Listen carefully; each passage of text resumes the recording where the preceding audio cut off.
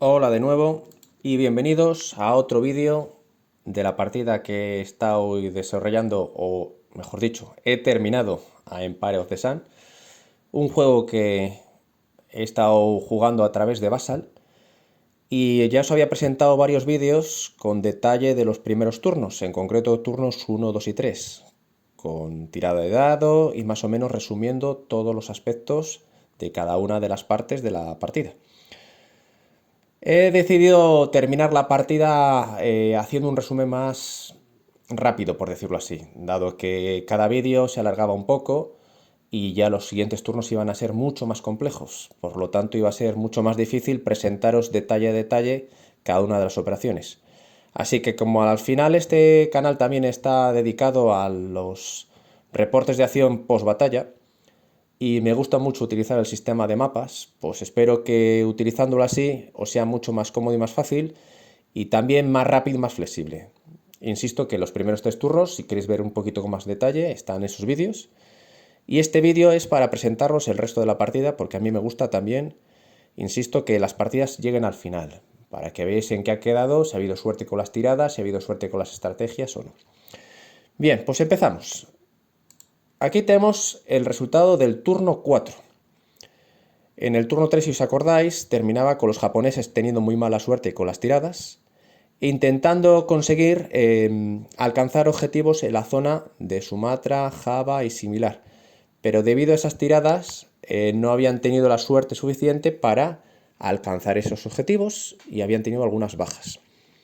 Los americanos habían consolidado esas posiciones y de cara a este turno, los americanos en los refuerzos han mandado todo lo que tenían, como podéis ver, a las zonas de la Celebes, Sumatra y Java, para conseguir afianzar más esa posesión e impedir que los japoneses consigan tomar esos puntos. Los japoneses están en este turno 4 en un último turno de, digamos, de iniciativa, en el que pueden tener mayor cantidad de cartas.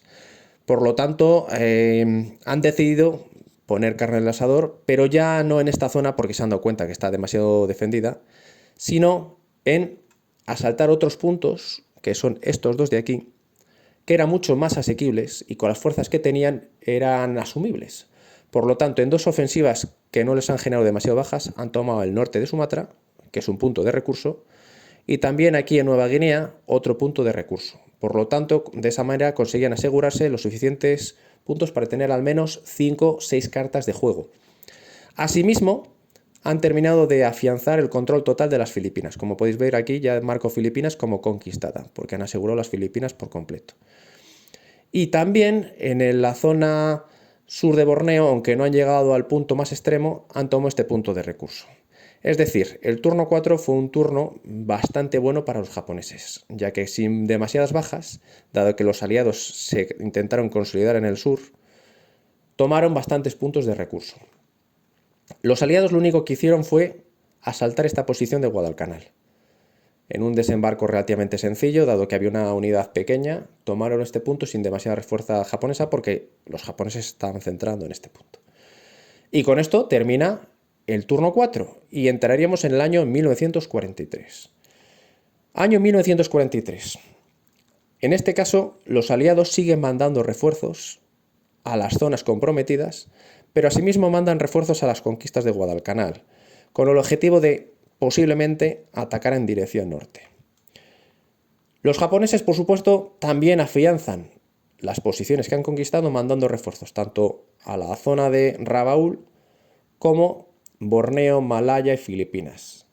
Todos los refuerzos aeronavales van a esas zonas para evitar desembarcos aliados. Los aliados ciertamente realizan acciones ofensivas, pero sobre todo son aeronavales, para intentar debilitar a las fuerzas japonesas. Por ejemplo, aquí en la zona de Singapur realizan un fuerte ataque con el fin de desgastar a los japoneses. Consiguen cierto desgaste, pero tampoco el esperado.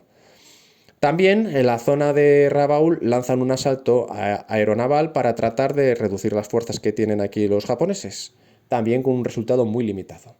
Por lo tanto, principios del año 43 sobre todo es de consolidación, salvo que los japoneses, para no quedarse inactivos, también lanzan su raid contra las débiles fuerzas aéreas aliadas en esta zona, consiguiendo cierto éxito. Lo que pasa es que los aliados pueden asumir muchas pérdidas aeronavales. Y con esto el inicio del 43 queda finalizado y pasaríamos al verano-otoño del 43. En este caso los refuerzos japoneses empiezan a menguar y se empiezan a destinar a cubrir pérdidas en los lugares más afectados.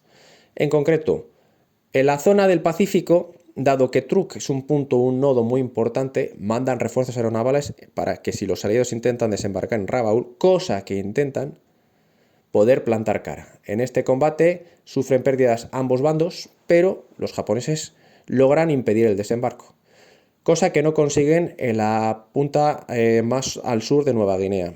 Aquí en esta zona, en Milne Bay, los aliados consiguen desembarcar y tomar un punto. Con respecto a la zona de las Indias Orientales holandesas, siguen llegando refuerzos aliados y siguen realizando intentos de combate aeronaval. En este combate se produce un enfrentamiento muy fuerte en el que hay numerosísimas pérdidas por ambos bandos, pero insisto que los aliados pueden asumirlas. También ocurre aquí en el norte de Sumatra, en el que los aliados intentan incluso un desembarco naval que es cancelado debido a las elevadas bajas. Pero donde realmente los aliados tienen éxito es en la zona de Birmania, perdón. ¿Por qué? Porque han acumulado un montón de fuerzas, un montón de recursos y avanzan al mismo tiempo en dirección Birmania y en dirección China Sur. Por lo tanto, los japoneses se ven obligados a mandar refuerzos, pero esos refuerzos no llegan a tiempo para evitar la conquista de Birmania. Por lo tanto, los aliados ya privan de un punto de recurso a los japoneses al tomar Birmania. Este turno más o menos es de empate, por decirlo así. Pasaríamos al siguiente turno, que sería el de final del 43, pero hemos pasado de él porque es que simplemente hay una consolidación de posiciones, no hay un avance real, por decirlo de alguna manera, por ninguna de las partes. Pequeñas escaramuzas, pequeñas bajas, pero nada importante. Y llegamos al año 44. Este año allí que es interesante. ¿Por qué? Los aliados consolidan su poderío aeronaval porque siguen recibiendo un montón de refuerzos y, en primer lugar, lo que hacen es afianzar las islas del sur de Guadalcanal, de Rabaul, y el norte de Rabaul con varias conquistas aeronavales que los japoneses no pueden responder. ¿Por qué no pueden responder? Primero, porque se ven muy comprometidos en la zona de Borneo. Los aliados realizan un desembarco aquí en Singapur, que a pesar de las pérdidas se puede realizar, y toman este punto estratégico. Desde aquí pueden amenazar hacia el norte de Malaya. Pero también desembarcan en la zona sur de Borneo, con otro combate también muy sangriento, en el que mandan un montón de fuerzas navales y aéreas para intentar evitarlo, pero no lo consiguen. Por lo tanto, pierden este punto de recurso.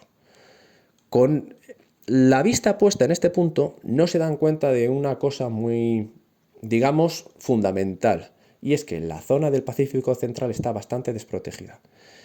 Y los aliados han tenido la suerte de tener dos cartas con un montón de puntos de operaciones que utilizan. ¿Para qué las utilizan? En primer lugar, para realizar un desembarco con fuerzas navales que vienen desde la zona de Guadalcanal en la zona de las Islas Marshall. Desde aquí, tomando un punto apenas sin respuesta japonesa, porque es que no tienen fuerzas aeronavales cerca, realizan nuevos desembarcos en las zonas de las islas más cercanas al Japón, incluido Iwo Jima. Aquí se ven las unidades navales, que no hay puertos, pero simplemente los he dejado para ver y que plasméis el alcance de la ofensiva aliada. Es que manda aproximadamente la mitad de su fuerza aeronaval para realizar estas operaciones. Y de esa manera consiguen asegurar estos 3 puntos que están casi en el corazón de Japón. Los japoneses no se habían dado cuenta de ese aspecto. Yo soy los japoneses también, y no me había dado cuenta de la posibilidad.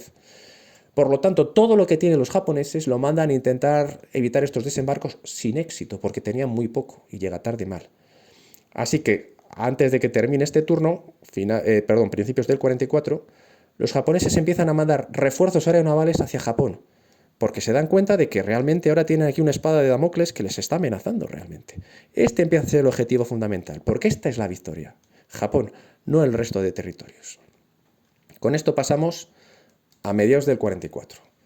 En mediados del 44 los aliados empiezan a consolidar sus conquistas en el Pacífico Central, mandando un montón de refuerzos a estas zonas y realizando un nuevo desembarco, que tampoco puede ser evitado, en las Islas Centrales, en las Marianas.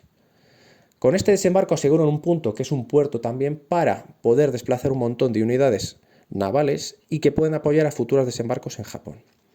Al mismo tiempo, dado que las fuerzas aeronavales se están trasladando hacia Japón, porque Japón se está dando cuenta de que este punto tiene que ser reforzado y ya, los aliados intentan primero un avance por tierra en la zona de Malasia, que afortunadamente para los japoneses resulta en un completo fracaso con graves pérdidas aliadas.